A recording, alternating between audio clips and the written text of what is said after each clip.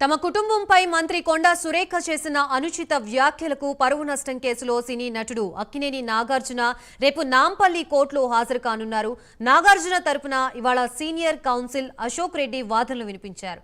రేపు petitioner Nagarjuna statement ని record చేస్తామని జడ్జి చెప్పారు. అయితే నాగార్జునతో పాటు సాక్షుల వాంగ్మూలాన్ని కూడా రేపే నమోదు చేయాలని ఆయన తరపు న్యాయవాది అశోక్ రెడ్డి కోర్టుని కోరారు.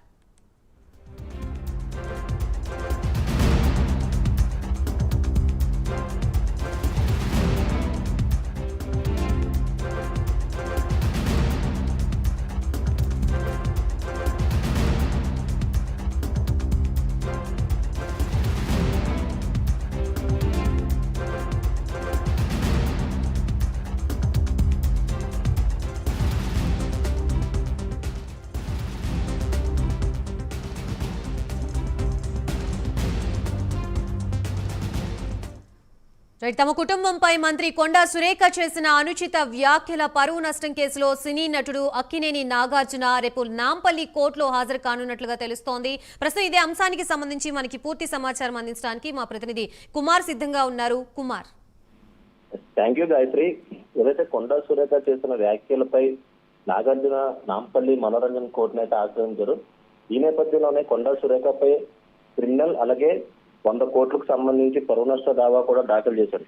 ముఖ్యంగా ఈ కేసు ఏదైతే నాంపల్లి కోర్టులో రిజిస్టర్ అయినప్పుడు అక్కడ జడ్జి లేకపోవడం కారణంతో ఈ రోజుకైతే వాయిదా వేశారు. ఈ రోజు నాంపల్లి కోర్టులోని మనోరంజన్ కోర్టులో ఈ విచారణ అయితే కొనసాగింది. ముఖ్యంగా నాగార్జున తరఫున ఏదైతే సీనియర్ కౌన్సిల్ అశోక్ రెడ్డి అయితే వాదనలు వినిపించారు. అలాగే మరొక పక్క రేపు పిటిషనర్ నాగార్జున స్టేట్మెంట్ రికార్డ్ చేస్తామని కోర్టు కూడా తెలిపింది. అలాగే రేపు కోర్టుకు అయితే నాగార్జున రావాలంటూ కూడా ఇప్పటికే సూచనలు చేశారు.